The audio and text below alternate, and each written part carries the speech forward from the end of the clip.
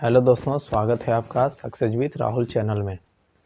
दोस्तों, पिछले वीडियो में हम लोग बिहार स्पेशल में बिहार के जितने भी वन्य जीव अभयारण्य थे, जितने भी टाइगर रिजर्व थे, ये सभी पढ़ लिए थे। अगर आप लोगों वाला वीडियो नहीं देखे हैं तो देख लीजिएगा, वो सबसे सवाल ज़्यादा पूछा जाता है। और आज हम लोग एक और बिहार स्पेशल का इम्पोर्टेंट वीडियो पढ़ने वाले हैं बिहार के विषय में, जिसका नाम है बिहार की जलवायु। अब बिहार की जलवायु में पढ़ते क्या हैं, उससे पहले तो जानना है कि जलवायु होता क्या है। तो आप डेली सुनते होंगे मौसम, कि आज का मौसम बहुत अच्छा है, तो आज का मौसम बहुत सुहावना है, ऐसे सुने होंगे। तो मौसम क्या है? तो मौसम का मतलब है कि आज या फिर 1 घंटा 2 घंटा या 1 आध मिनट या आज कल, मतलब कुछ छोटे समय में जो वातावरण का आर्द्रता होता है, तापमान होता है। थोड़ा सा टेढ़ टेढ़ शब्द हो रहा है कि नहीं? सिंपल भाषा में समझिए कि आसपास के वातावरण में गर्मी है कि ठंडा है, कि बहुत बढ़िया एकदम लग रहा है, ना गर्मी ही लग रहा है ना ठंडा ही लग रहा है, कैसा है, इसी को तो मौसम बोलते हैं। अगर पूरा धूप उगा हुआ है तो सनी मौसम, सनी वेदर हो गया। अगर बादल छाया हुआ है तो क्लाउडी वेदर हो गया। अगर बहुत एकदम बढ़िया है तो एकदम सुहावना मौसम है, बहुत बढ़िया मौसम है, बोलते हैं कि ना बोलते हैं, क्लियर वेदर है एकदम। तो इस प्रकार से जो पल पल बदलते रहता है मौसम, मौसम की तरह बदलते रहता है, मौसम बदलते रहता है पल पल।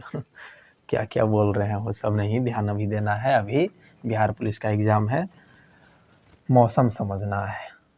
मौसम, वेदर, वेदर, और फिर समझना है जलवायु, क्लाइमेट।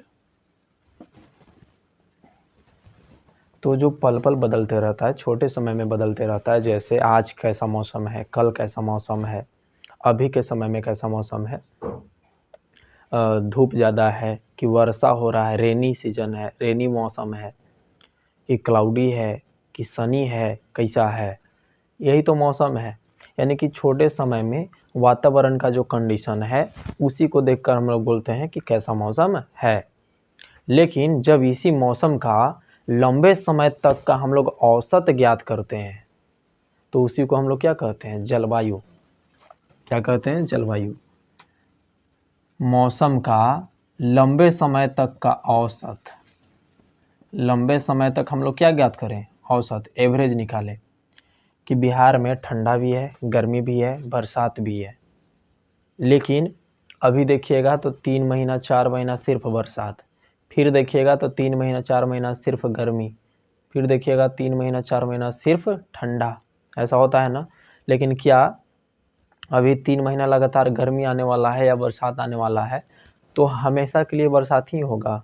नहीं, हमेशा के लिए बरसात नहीं होगा, फिर बदलेगा। यही जो बार बार बदल रहा है मौसम, सीजन जो बदल रहा है, इसी को जब 30 साल का औसत निकाल कर देखा जाएगा तब वहाँ पे पता चलेगा कि बिहार में सबसे ज़्यादा गर्मी है कि ठंडा है कि मानसून है, क्या है। तो जलवायु है क्या? तो मौसम का लंबे समय तक का औसत ही क्या कहलाता है? तो जलवायु। अब लंबे समय तक का औसत तो कितना समय? तो 30 साल। किसी भी क्षेत्र का जलवायु ज्ञात करना है तो उसका हम लोग कितना साल तक हम उसका औसत निकालेंगे मौसम का? तो 30 साल तक। तो 30 साल तक किसी भी क्षेत्र का मौसम का जो आपको औसत होता है उसे हम लोग क्या कहते हैं? तो जलवायु कहते हैं। अब हम लोग पढ़ रहे हैं बिहार की जलवायु। अब बिहार की जलवायु के विषय में आपको क्या पढ़ना है? तो सवाल आपको यही सब पूछा जाएगा कि बिहार की जलवायु कैसी है, बिहार की जलवायु को प्रभावित करने वाले कारक कौन कौन हैं।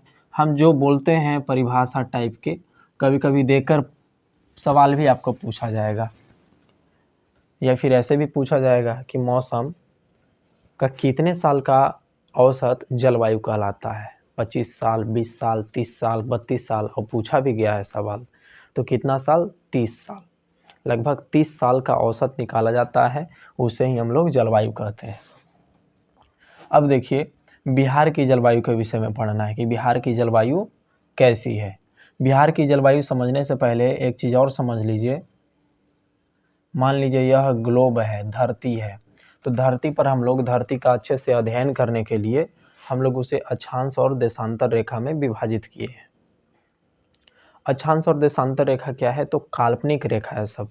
हम लोग बस मान लिए हैं कि यहाँ से यहाँ एक अक्षांश, यहाँ से यहाँ एक देशांतर जा रहा है।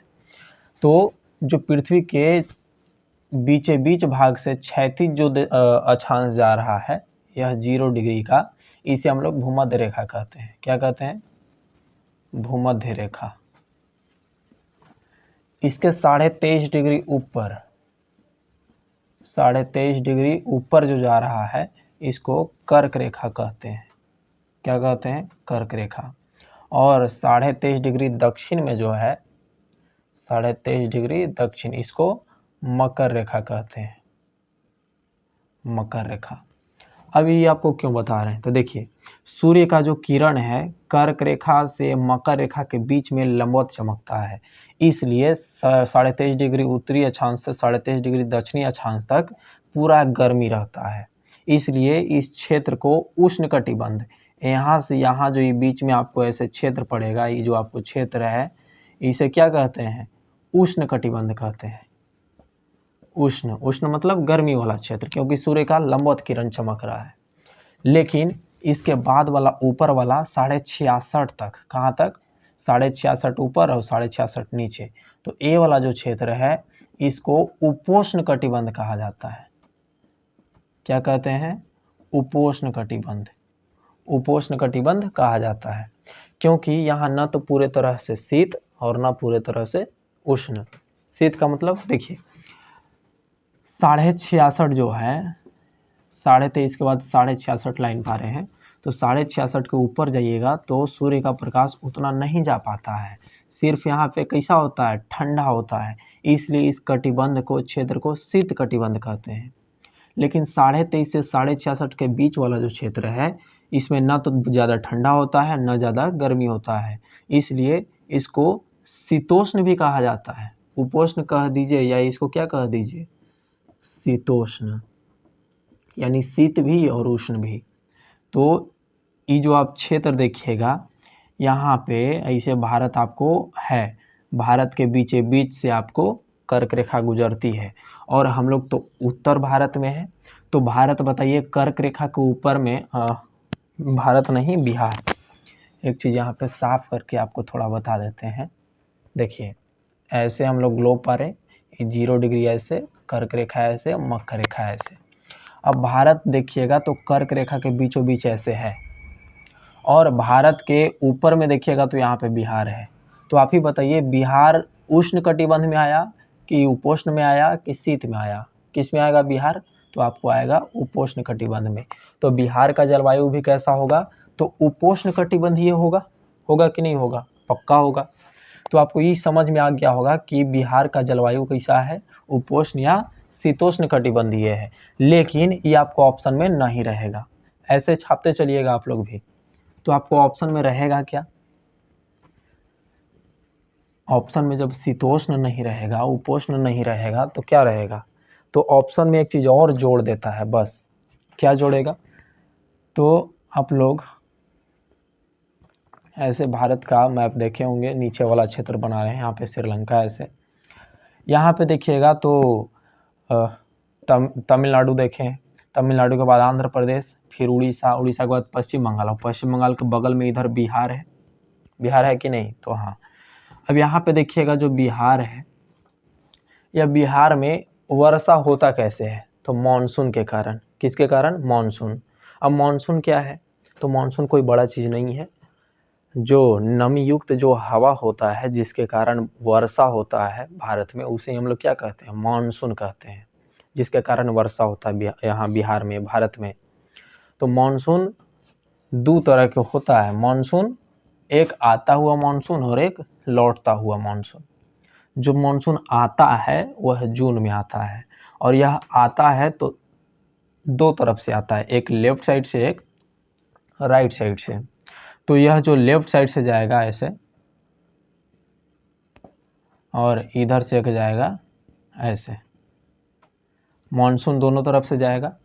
और इधर वाला जो मानसून जाता है, इधर है भारत का, इधर अरब सागर और इधर है बंगाल की खाड़ी।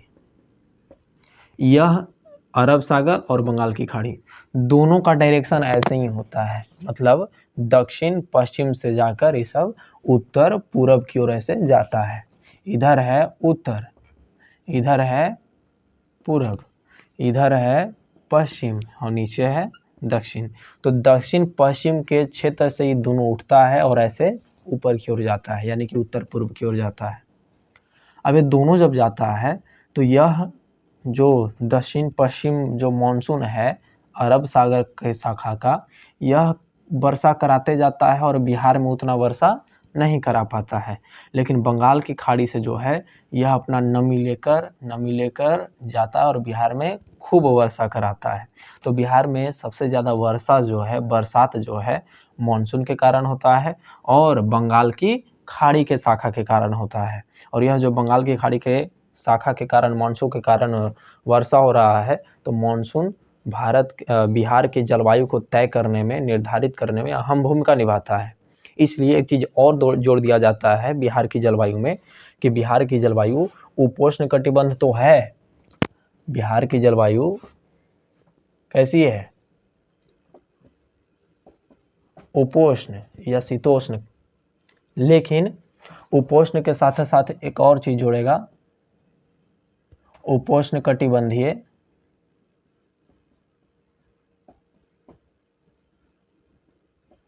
मानसूनी जलवायु। तो बिहार की जो जलवायु है कैसी है, उपोष्ण कटिबंधीय मानसूनी जलवायु है, यानी मानसून यहाँ पे अपना अहम भूमिका निभाता है। तो बिहार की जलवायु समझ में आ गया होगा, जलवायु और मौसम में अंतर क्या होता है यह भी समझ में आ गया होगा। अब इसके बाद बिहार की जलवायु को हम लोग बांट तो दिए, किसके आधार पे, तो कर्क रेखा के आधार पे, कि कर्क रेखा के उत्तर में है तो यहाँ पे गर्मी उतना नहीं होगा और न उतना ठंडा होगा। यानी कि कर्क रेखा यहाँ पर प्रभाव डाला बिहार की जलवायु पर, मानसून प्रभाव डाला बिहार की जलवायु पर। और क्या ऐसा चीज है जो बिहार की जलवायु पर प्रभाव डालता है अपना, तो अब पढ़ना आपको बिहार की जलवायु को प्रभावित करने वाले कारक। बिहार की जलवायु को बताइए मानसून प्रभावित कर रहा है कि ना। मानसून आ कहाँ से रहा है, समुद्र से। अगर समुद्र के निकट बिहार रहता तो ढेर सारा वर्षा होता, लेकिन समुद्र के थोड़ा दूर है इसलिए उतना ज़्यादा वर्षा नहीं हो पाता है। तो बताइए समुद्र से दूरी बिहार की मानसून को, बिहार की जलवायु को प्रभावित करेगा कि नहीं, तो एकदम करेगा। तो अब आप लोग लिखिएगा बिहार की जलवायु को प्रभावित करने वाले कारक, प्रभावित करने वाले कारक। तो प्रभावित करने वाले कारक में पहला हो जाएगा आपको समुद्र से दूरी। जैसे लिख रहे हैं वैसे ही आप लोग भी लिखते चलिएगा, समुद्र से दूरी, समुद्र से दूरी। दूसरा होगा, आप लोग भी पढ़े होंगे कि जैसे जैसे ऊंचाई बढ़ता है वैसे वैसे ठंडा बढ़ता है। क्या बढ़ता है, ठंडा। अब आप लोग ही बताइए कि हम लोग हिमालय पर्वत जैसे क्षेत्र पर तो हम लोग रहते नहीं हैं, हम लोग रहते हैं मैदानी क्षेत्र में, न तो ज़्यादा ऊपर है न ज़्यादा नीचे है। तो हम लोग के घर में जो है, हम लोग का जो वातावरण है, ज़्यादा ठंडा होगा कि ज़्यादा गर्म होगा, कुछ नहीं होगा, एकदम मेंटेन रहेगा हम लोग का जो वातावरण है। तो ना तो हम लोग ऊपर पहाड़ पर हैं और ना नीचे गहराई में है। तो यहाँ जो ऊंचाई है, ऊंचाई हम लोग का ना तो ज़्यादा टेम्परेचर बढ़ने दे रहा है और ना घटने दे रहा है। तो उतना हम लोग का मेंटेनेंस ऊंचाई है, बढ़िया ऊंचाई है। तो ऊंचाई भी जलवायु को प्रभावित करता है। अगर हम लोग बहुत ऊंचा एकदम जगह पर, पहाड़ पर रहते, जैसे उत्तराखंड है, जैसे मनाली है, शिमला है, ऊटी है, ये सभी जो है ऊंचा पहाड़ पर है, तो यहाँ का जलवायु कैसा है, ठंडा है, शीत कटिबंधीय है। लेकिन हम लोग बिहार बताइए ऊपर नहीं है, मैदान में है, तो हम लोग का ठंडा जलवायु होगा, नहीं होगा। तो ऊंचाई भी जलवायु को प्रभावित करता है। क्या प्रभावित करता है, ऊंचाई। एक चीज़ और बताइए, आप लोग कभी पढ़े होंगे कि यहाँ से मानसून उठता है तो जाके हिमालय पर्वत से टकराता है, तब बिहार में वर्षा होता है। मानसून अगर किसी पर्वत से न टकराए तो वर्षा नहीं कराएगा, उसका पानी जो है संघनित होगा ही नहीं, नीचे गिरेगा ही नहीं पानी। तो वर्षा संघनन के कारण ही होता है, और संघनन तभी होता है जब पर्वत ये सबसे टकराए। जहाँ पे पर्वत नहीं है वहाँ पे पानी होगा ही नहीं। तो अगर ये हिमालय पर्वत उत्तर में न रहता, जैसे बिहार के उत्तर में ऐसे हिमालय पर्वत है कि नहीं, तो हिमालय पर्वत से टकराता और बिहार में खूब पानी होता है। तो बताइए, अगर हिमालय पर्वत न रहता तो बिहार में मानसून पानी दे पाता? नहीं दे पाता। तो हम लोग यहाँ की जलवायु को मानसूनी बोल पाते? तो नहीं बोल पाते। यानी कि हिमालय पर्वत का भी अहम भूमिका है यहाँ की जलवायु में। तो बिहार की जलवायु को प्रभावित करने वाला एक और कारक क्या हो गया? तो हिमालय पर्वत। क्या हो गया? हिमालय पर्वत। तो पहला पढ़े समुद्र से दूरी, दूसरा पढ़े ऊंचाई, तीसरा पढ़े हिमालय से दूरी। एक चीज और है, वह है चक्रवात।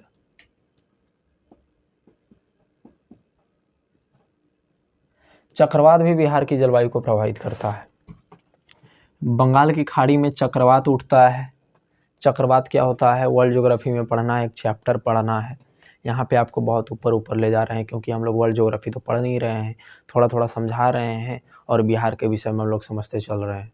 तो ये सभी के विषय में अलग अलग चैप्टर है। अगर आपको चक्रवात नहीं समझ में आता है, मानसून नहीं समझ में आता है, तो ये सभी चैप्टर पढ़ना है। आपका गलती नहीं है, और ना मेरा गलती यहाँ पे है। हम भी यहाँ नहीं समझा सकते हैं, छोटा सा वीडियो में आपको पूरा बताना ही है। यही जब ऑफलाइन क्लास में पढ़ाते हैं तो बच्चा लोग पूछता है, और आप लोग कमेंट में पूछते नहीं हैं। तो पूछिएगा तो उस पर भी एक अलग वीडियो बना सकते हैं, लेकिन आप लोग पूछते नहीं हैं। हमको तो लगता है कि पूरा वीडियो भी नहीं देखते होंगे कोई। तो समुद्र से दूरी, ऊंचाई, हिमालय और चक्रवात। चक्रवात जब उठता है तो अपने साथ पानी लेकर हवा आता है और बिहार में वर्षा कराता है। तो बताइए, बिहार में वर्षा करा रहा है तो जलवायु को प्रभावित करेगा कि ना? तो एकदम करेगा। तो चक्रवात भी बिहार की जलवायु को प्रभावित करने वाला कारक में से एक है। तो चक्रवात भी बिहार की जलवायु को प्रभावित करता है। अब इसके बाद कुछ वैज्ञानिक के नाम पढ़ना है जो बिहार की जलवायु को अपने अनुसार अलग अलग भाग में बांटे हैं। यह तो हम लोग कर्क रेखा के आधार पर बांट दिए कि नहीं, कर्क रेखा के ऊपर है तो शीतोष्ण या उपोष्ण, और बरसात हो रहा है ऊंचाई, हिमालय, चक्रवात, ये सभी के कारण मानसून जाकर बरस रहा है, इसलिए उपोष्ण कटिबंध के साथ साथ जोड़ दिए मानसूनी। लेकिन कुछ वैज्ञानिक जो है अपना टर्मोलॉजी का उपयोग करके बिहार की जलवायु को अलग अलग भाग में बांटे हैं। जैसे कोपेनहेगन, एक वैज्ञानिक हैं कोपेनहेगन।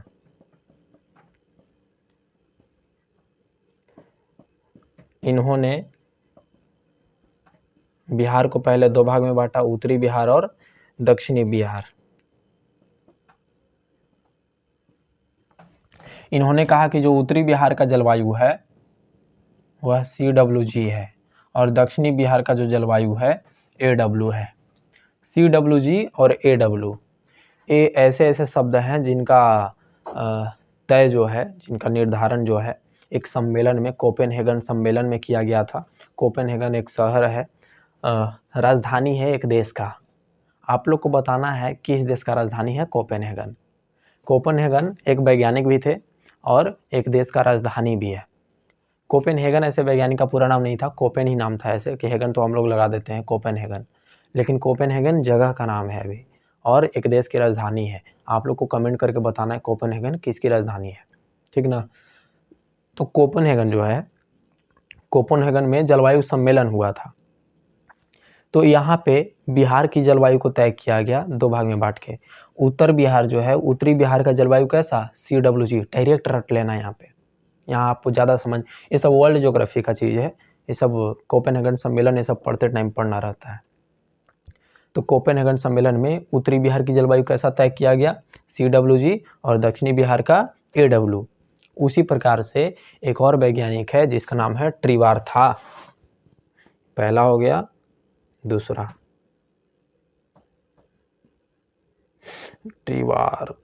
ट्रिवार्था, सही है जी, ट्रिवार्था। ट्रिवार्था ने भी बिहार को दो भाग में बांटा, एक उत्तरी बिहार और एक दक्षिणी बिहार। उत्तरी बिहार की जलवायु को CAW बोला और दक्षिणी बिहार की जलवायु को AW बोला। किसने बोला? ट्रिवार्था ने बोला। तो कोपेनहेगन और ट्रिवार्था में सिर्फ एक थोड़ा सा अंतर है, CWG बोला है, CAW बोला है। तो इतना याद रखना है कि CAW उत्तरी बिहार की जलवायु को किसने बोला? ट्रिवार्था। दक्षिणी बिहार की जलवायु को AW कौन कौन बोला? तो कोपेनहेगन और ट्रिवार्था। एक और याद रखना है जिसका नाम है थॉर्नथवेट। क्या नाम है? थॉर्नथवेट। ये दोनों देखिए उत्तरी बिहार दक्षिणी बिहार, उत्तरी बिहार दक्षिणी बिहार दो भाग में बांटा, लेकिन थॉर्नथवेट बिहार को उत्तरी बिहार और दक्षिणी बिहार में नहीं बांटा। यह बांटा उत्तर पश्चिम इलाका, यानी कि इतना को अलग रखा और इस सभी को अलग रखा। थॉर्नथवेट बोला कि इसका जलवायु सिर्फ अलग है और बाकी सभी का जलवायु सेम है। उत्तर पश्चिम इलाका ये हो गया, उत्तर पश्चिम का छोटा सा क्षेत्र। तो यह दो भाग में बांटा, उत्तर पश्चिम का संकीर्ण क्षेत्र। तो उत्तर पश्चिम का जो संकीर्ण क्षेत्र है, इसका जो जलवायु है थॉर्नथवेट के अनुसार CBW। और शेष बिहार, अगर उत्तर पश्चिम का संकीर्ण क्षेत्र छोड़ दे तो शेष बिहार का जलवायु कैसा? तो शेष बिहार का जलवायु किसके अनुसार? थॉर्नथवेट के अनुसार CAW। तो यह तीन वैज्ञानिकों के अनुसार बिहार की जलवायु का वर्गीकरण है। आपको याद रखना है, डायरेक्ट रट लेना है आपको। तीन ही तो है, तीन ही वैज्ञानिक। उत्तरी बिहार का CWG कोपेनहेगन, AW कौन कौन? तो ट्रिवार्था कोपेनहेगन ट्रिवार्था तो आसानी से याद हो जाएगा। उत्तरी बिहार को CWG बोला है और ट्रिवार्था CAW बोला है, लेकिन दक्षिण बिहार को दोनों AW बोला है। बस इसका याद रखना है। थॉर्नथवेट उत्तर पश्चिम का संकीर्ण क्षेत्र को CBW बोला है और शेष बिहार को CAW बोला है। तो कोई बड़ा चीज़ है नहीं, ये आपको तुरंत याद हो जाना चाहिए। तो इतना हो गया, ये तीन वैज्ञानिक के अनुसार बिहार के जलवायु का वर्गीकरण। अब थोड़ा सा यहाँ पे देख लीजिए, बिहार में ऋतु मतलब सीजन। तो बिहार में मुख्यतः 3 सीजन है। कौन सीजन? कौन कौन? तो एक हो जाएगा ग्रीष्म ऋतु, माने गर्मी का समय, और गर्मी का समय भी 4 महीना लगभग रहता है। और फिर उसके बाद बरसात, जिसे अभी बरसात चल रहा है, तो बरसात जिसे वर्षा ऋतु कहते हैं। और फिर बरसात के बाद आएगा ठंडा, जिसे हम लोग क्या कहेंगे? शीत ऋतु। तो बताइए गर्मी का जो समय है कब से कब तक चलता है? तो गर्मी का समय जैसे देखिए फरवरी में भी, जब आप लोग एग्ज़ाम देने गए होंगे 10th और 12th का, तो देखे होंगे ठंडा कुछ थोड़ा थोड़ा रहता है, और फरवरी ख़त्म होते होते ठंडा भी ख़त्म हो जाता है, और मार्च से फिर गर्मी चालू हो जाता है। तो गर्मी मार्च से चालू होता है, और अभी जून चल रहा है, तो जून का आधा जून, ऐसे जून तो आज ख़त्म ही हो गया, लेकिन आधा जून आते आते बरसात चालू हो जाता है। तो मार्च से लेकर मध्य जून तक जो ऋतु है उसे हम लोग क्या कहते हैं? ग्रीष्म ऋतु कहते हैं। क्या कहते हैं? ग्रीष्म ऋतु।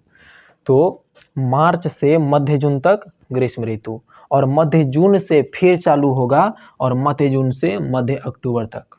जून से जुलाई, अगस्त, सितंबर, अक्टूबर, तो देखिए तो 5 हो जा रहा है ना, लेकिन जून में भी आधा, अक्टूबर में भी आधा, तो 15-15 30 दिन और 3 महीना, 4 महीना हुआ कि ना। तो 4-4 महीना तीनों रहता है। तो ग्रीष्म ऋतु मार्च से लेकर मध्य जून तक, और वर्षा ऋतु मध्य जून से लेकर मध्य अक्टूबर तक, और शीत ऋतु मध्य अक्टूबर से फरवरी तक। ये तीनों आपको रट जाना है।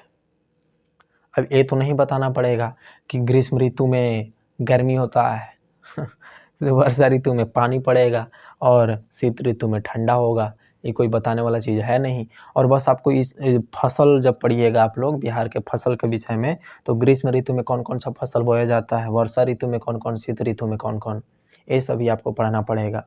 तो हम लोग बिहार का जलवायु देख लिए, बिहार का ऋतु यानी सीजन यानी मौसम देख लिए, बिहार में कैसा जलवायु है, बिहार के जलवायु को प्रभावित करने वाला कारक क्या क्या है। अब थोड़ा सा बिहार में मॉनसून के विषय में जान लेते हैं। कभी कभी सवाल पूछता है, देखिए आप लोग स्क्रीनशॉट लेकर इसको आप लोग नोट करते चलिएगा। तो अब क्या पढ़ना है, तो कभी कभी पूछता है कि बताइए बिहार जो है, बिहार में सबसे अधिक जो वर्षा है किस मानसून के कारण होता है। तो अभी हम डायग्राम बनाकर आप लोग को समझाए थे कि मानसून तो आता है दो तरह से। कितने तरह से? दो तरह से। एक अरब सागर की शाखा और एक बंगाल की खाड़ी शाखा।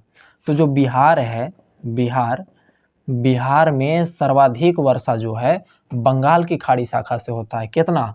तो 85 से 86% जो वर्षा है, 85 से 86% वर्षा किससे होता है? तो दक्षिण पश्चिम मानसून। किससे? दक्षिण पश्चिम मानसून। लेकिन दक्षिण पश्चिम मानसून की कितनी शाखा? दो, एक अरब सागर की शाखा, एक बंगाल की खाड़ी। तो बताइए बिहार में सबसे ज़्यादा किस शाखा के कारण वर्षा होती है? तो बंगाल की खाड़ी। और यह मानसून बिहार में आता कब है? तो 10 से 15 जून के बीच में बिहार में बरसात चालू हो जाता है। इसलिए तो यहाँ लिखे हैं, देखिए वर्षा कहाँ था? मध्य जून से मध्य अक्टूबर तक। तो मानसून बिहार में कब आता है जी? तो 10 से 15 जून के बीच में। बिहार में मानसून का आगमन कब होता है? 10 से 15 जून। देखिए 1 जून को केरल में मानसून आ जाता है।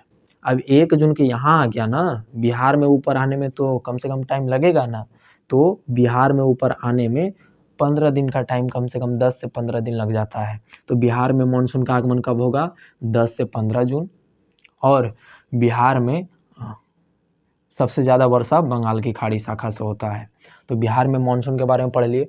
अब कभी कभी सवाल पूछता है कि बताइए बिहार में सबसे अधिक वर्षा कहाँ होता है और बिहार में सबसे कम वर्षा कहाँ होता है। तो हमारे ज़िला औरंगाबाद में बिहार में सबसे कम वर्षा होता है। सबसे कम वर्षा कहाँ? औरंगाबाद ज़िला में। बिहार में सबसे कम वर्षा वाला क्षेत्र औरंगाबाद ज़िला है। और सबसे अधिक किशनगंज। सबसे अधिक कौन?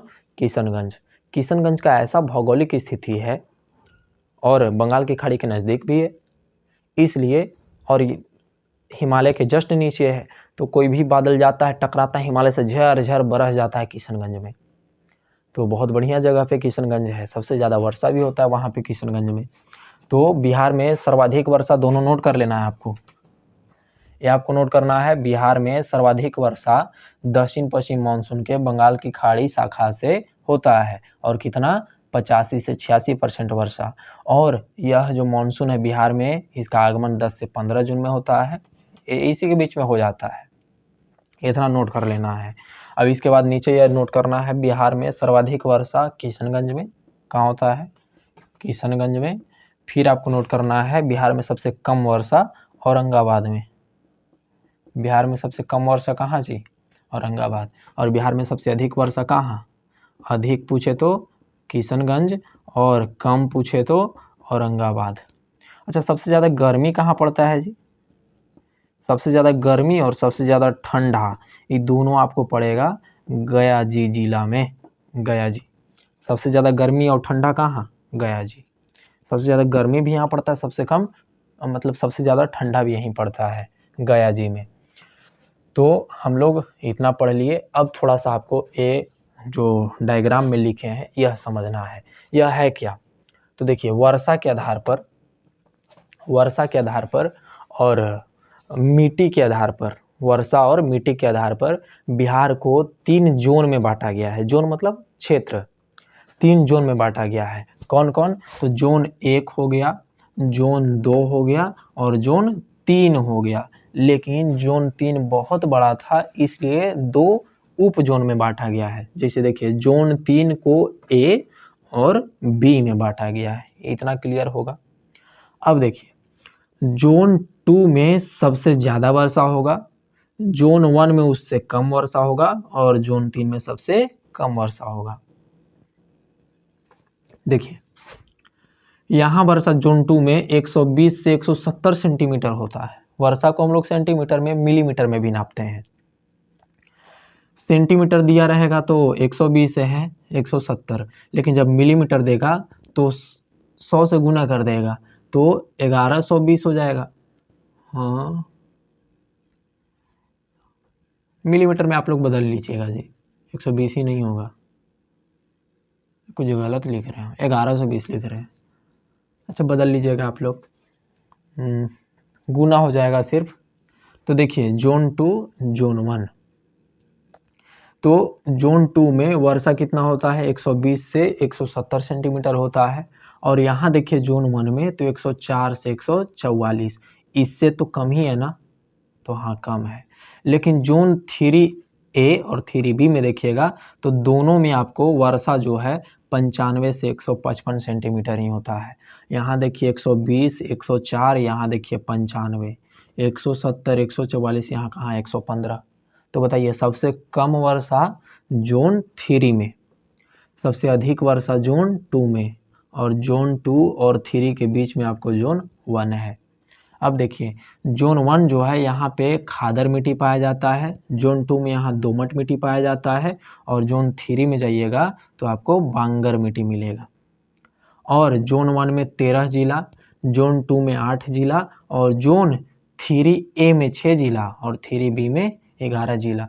तो आप ही बताइए सबसे अधिक जिलों की संख्या किस में है, तो जोन 1 में। लेकिन जोन 1 देके सवाल ही नहीं पूछता है आपको, सवाल ऐसे पूछेगा उत्तर पश्चिम जोन में, उत्तर पश्चिम क्षेत्र में कितने जिले आते हैं, या सबसे अधिक जिलों की संख्या किस जोन में है, उत्तर पश्चिम में, उत्तर पूरब में, दक्षिण पूरब में कि दक्षिण पश्चिम में, यही ना 4 है। तो सबसे अधिक किस में है, तो उत्तर पश्चिम में। उत्तर पश्चिम यही होगा ना, तो उत्तर पश्चिम में जिला की संख्या 13, इसमें देखिए 11 ही है, इसमें 6 ही है, इसमें 8 ही है। तो यह मिट्टी और वर्षा के आधार पर बिहार को 3 जोन में बांटा गया है, जिसमें जोन 1, जोन 2, जोन 3A और 3B है। यह उप जोन है, मानेंगे जोन 3 ही। जोन 1 में आपको 13 जिला, जोन 2 में आपको 8 जिला, और जोन 3 में 6, और 3B में आपको 11। सबसे अधिक वर्षा जोन 2, और जोन 2 में ही यहाँ पे आपको किशनगंज है कि नहीं है, तो है। सबसे अधिक वर्षा कहाँ, किशनगंज में। और बताइए यहाँ पे आपको औरंगाबाद है कि नहीं है, तो एकदम है। सबसे कम वर्षा कहाँ, तो औरंगाबाद। तो इतना हो गया आपको। तो अगर इतना कंप्लीट कर लेते हैं, एक और सवाल देखिए, ऊपर में 104 है, 144 है, और नीचे देखिए तो 95, 115 है। यानी कि उत्तर से दक्षिण की ओर जाने पर बिहार में वर्षा कमता है। यह भी आपको कई बार सवाल पूछा गया है। और देखिए पूरब में 170 सेंटीमीटर है, और इधर पश्चिम में देखिए तो 104 ही है कि नहीं। तो बिहार में पूर्व से पश्चिम की ओर जाने पर वर्षा की मात्रा कमता है, और उत्तर से दक्षिण की ओर जाने पर वो भी वर्षा का मात्रा कमता है। तो पूर्व से पश्चिम की ओर जाने पर और उत्तर से दक्षिण की ओर जाने पर बिहार में वर्षा की मात्रा कमती है। तो इतना आपको समझ में आया होगा, तो आपको एक भी सवाल छूटेगा नहीं यदि आप याद कर लीजिएगा। तो याद कर लीजिएगा, आपसे निवेदन है याद करके ही परीक्षा देने जाइएगा अगर परीक्षा है तो। और अगले साल में परीक्षा है तो और अच्छे से याद कर लीजिएगा, तब तक और तैयारी कर लीजिएगा। तो अगर मेहनत पसंद आ रहा होगा तो सपोर्ट कीजिए, लाइक शेयर कमेंट सब कुछ कीजिए। तो आज का वीडियो इतना ही रखते हैं, जैसे बोल रहे हैं वैसे नोट कर लीजिएगा। धन्यवाद।